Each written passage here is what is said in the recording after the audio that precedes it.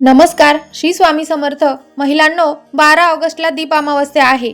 दीप अमावस्येच्या दिवशी घरामध्ये श्रद्धेनं दिवे लावण्याची आपल्याकडे परंपरा आहे आणि याच दिवशी केला जाणारा 11 कणकेच्या दिव्यांचा एक विशेष उपाय आज मी तुम्हाला सांगणार आहे. अशी धार्मिक श्रद्धा आहे की दीप अमावस्येच्या दिवशी श्रद्धेनं दिवे लावून घरातील सुख शांती, समृद्धी, आर्थिक स्थैर्य आणि कुटुंबाच्या कल्याणासाठी प्रार्थना केल्यानं मनाला सकारात्मकता मिळते आणि घरामध्ये शुभ वातावरण निर्माण होतं. आजच्या या व्हिडिओमध्ये मी तुम्हाला दीप अमावस्येच्या दिवशी करायच्या 11 कणकेच्या दिव्यांचा उपाय अगदी सुरुवातीपासून शेवटपर्यंत सांगणार आहे.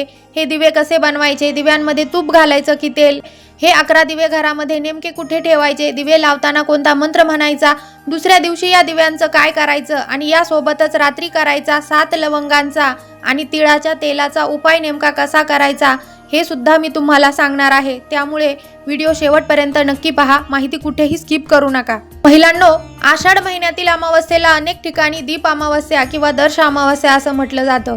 आषाढ महिन्याची सांगता आणि श्रावण महिन्याची सुरुवात होण्यापूर्वी येणारी ही अमावस्या धार्मिकदृष्ट्या खूप महत्त्वाची मानली जाते.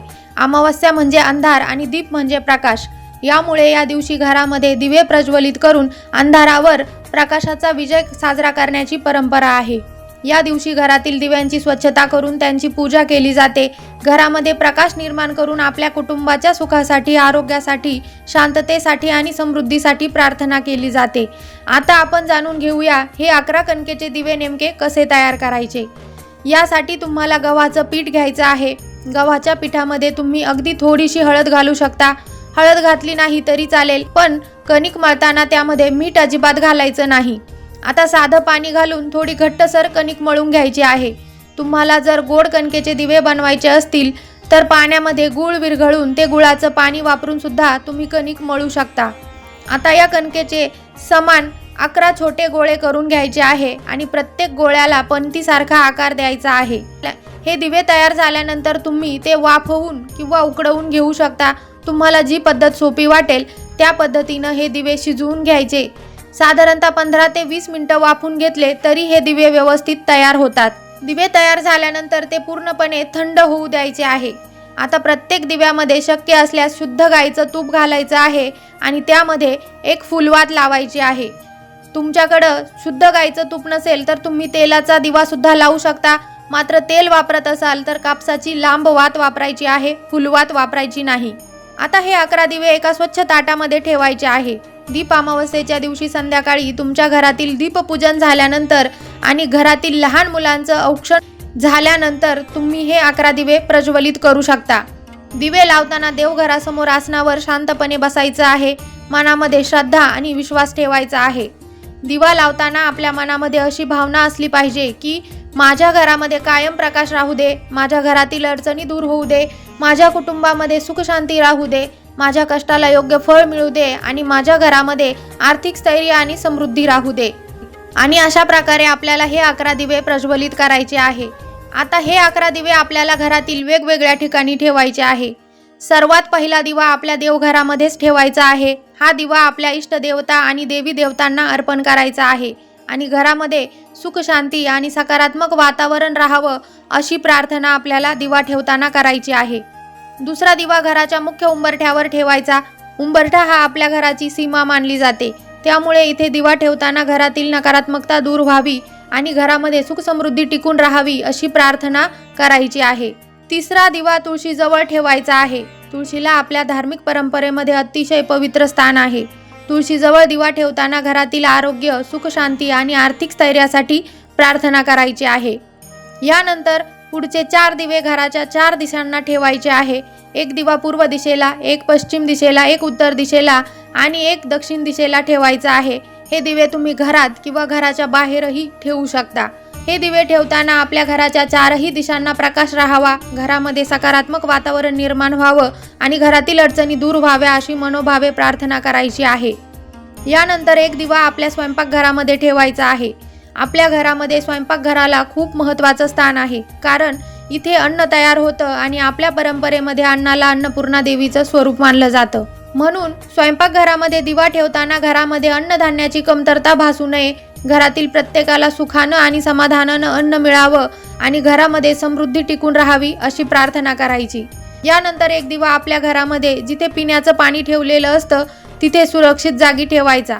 म्हणजे माठ असेल, पाण्याचं भांडं असेल किंवा वॉटर फिल्टर असेल, तिथे हा दिवा सुरक्षित ठिकाणी ठेवायचा आहे.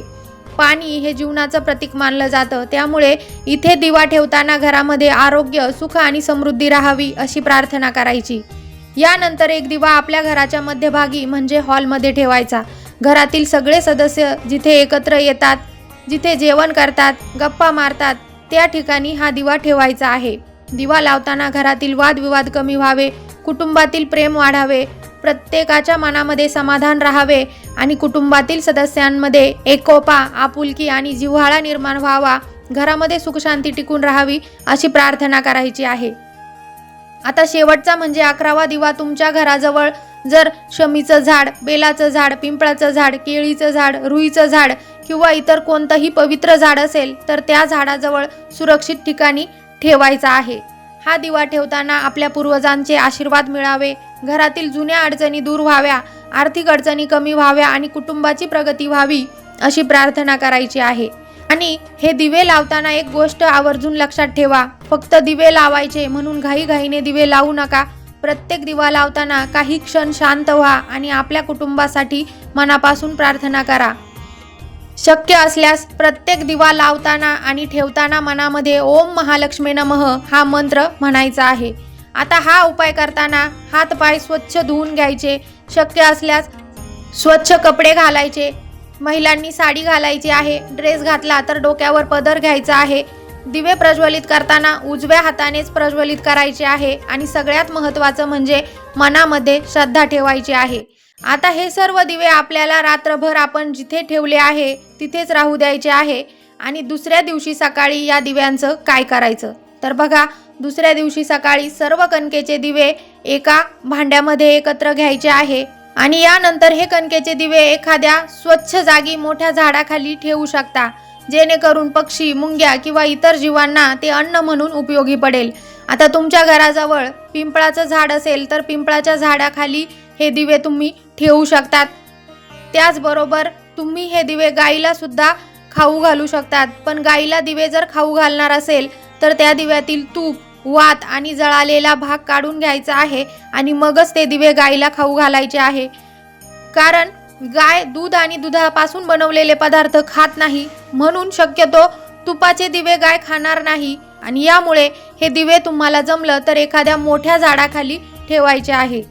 आता हा झाला 11 कणकेच्या दिव्यांचा उपाय. पण दीप अमावस्येच्या दिवशी आपल्याला अजून एक छोटासा उपाय करायचा आहे आणि तो उपाय म्हणजे आणखी एक कणकेचा दिवा, तिळाचं तेल आणि 7 लवंगांचा. हा उपाय तुम्हाला दीप अमावस्येच्या रात्रीच करायचा आहे. यासाठी एक मातीची पंती घ्या. जर तुमच्याकडं चांदीचं पात्र असेल तर ते सुद्धा तुम्ही वापरू शकतात. त्यामध्ये तिळाचं तेल घ्या आणि त्यामध्ये 7 लवंगा टाकायच्या आहे. यानंतर 2 कापसाच्या वाती एकत्र करून तयार केलेली वात त्या दिव्यामध्ये ठेवायची आणि हा दिवा घराच्या दक्षिण किंवा पश्चिम दिशेला प्रज्वलित करायचा आहे. दिवा प्रज्वलित करताना ओम श्रीं क्लीं महालक्ष्मी नमः हा मंत्र म्हणायचा आहे. दिवा लावल्यानंतर काही वेळ शांतपणे तिथेच बसा, दोन्ही हात जोडा आणि आपल्या मनातील इच्छा देवांसमोर सांगायच्या आहे.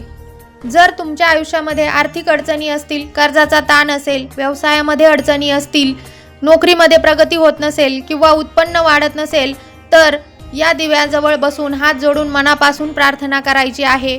हे स्वामी महाराज, माझ्या कष्टाला योग्य फळ मिळू द्या, माझ्या घरामध्ये आर्थिक स्थैर्य राहू द्या, माझ्या व्यवसायामध्ये प्रगती होऊ द्या, माझ्या कुटुंबावर श्री महालक्ष्मीची कृपा राहू द्या आणि माझ्या घरामध्ये सुख शांती आणि समाधान कायम राहू द्या अशी श्रद्धेनं प्रार्थना करायची आहे. पण कोणताही उपाय करताना एक गोष्ट लक्षात ठेवा, हा उपाय केल्याबरोबरच दुसऱ्या दिवशी पैसा मिळेल किंवा लगेच कर्ज संपेल अशी अपेक्षा अजिबात ठेवायची नाही.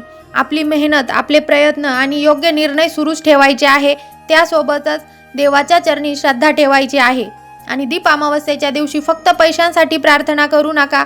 आपल्या आई वडिलांसाठी, आपल्या मुलांसाठी, पती पत्नीच्या नात्यासाठी, घरातील ज्येष्ठ व्यक्तींसाठी आणि संपूर्ण कुटुंबाच्या सुखासाठी प्रार्थना करा. कारण घरामध्ये पैसा असणं महत्त्वाचं आहे, पण त्यासोबतच आरोग्य, सुख शांती आणि समाधान असेल तरच त्या संपत्तीचा खरा आनंद घेता येतो. म्हणून या दीप अमावस्येला घरामध्ये दिवा लावताना मनामध्ये एकच भावना ठेवा, माझ्या घरामध्ये कायम प्रकाश राहू दे, माझ्या कुटुंबातील सर्व अडचणी दूर होऊ दे, माझ्या कष्टाला योग्य फळ मिळू दे, माझ्या घरामध्ये सुख शांती आरोग्य समाधान आणि समृद्धी कायम राहू दे। हे सर्व उपाय आपल्या धार्मिक श्रद्धा आणि परंपरेचा भाग आहे, त्यामुळे फक्त व्हिडिओमध्ये सांगितलं म्हणून घाईघाईने उपाय करू नका। तुमची श्रद्धा असेल तरच शांत मनाने आणि मनापासून हे उपाय करा। उपायासोबतच आपले प्रयत्न कधीही सोडायचे नाही, मेहनत करायची, योग्य निर्णय घ्यायचे आणि देवाच्या चरणी श्रद्धा ठेवायची। तर 12 ऑगस्टच्या दीप अमावस्येला तुम्ही हा 11 कणकेच्या दिव्यांचा उपाय श्रद्धेनं नक्की करू शकता। तुमच्या घरामध्ये सुख शांती राहो, तुमच्या कुटुंबामध्ये प्रेम आणि समाधान राहो, तुमच्या कष्टाला योग्य फळ मिळो आणि श्री स्वामी समर्थ महाराजांची कृपा तुमच्या संपूर्ण कुटुंबावर सदैव राहो, हीच स्वामींच्या चरणी प्रार्थना। जर तुम्हाला ही माहिती आवडली असेल तर व्हिडिओला लाईक करा, तुमच्या मित्रमैत्रिणी आणि नातेवाईकांसोबत ही माहिती नक्की शेअर करा आणि अशाच धार्मिक माहितीसाठी चॅनलला सबस्क्राईब करा। पुन्हा भेटूया अशाच एका नवीन माहितीसोबत, तोपर्यंत धन्यवाद। श्री स्वामी समर्थ।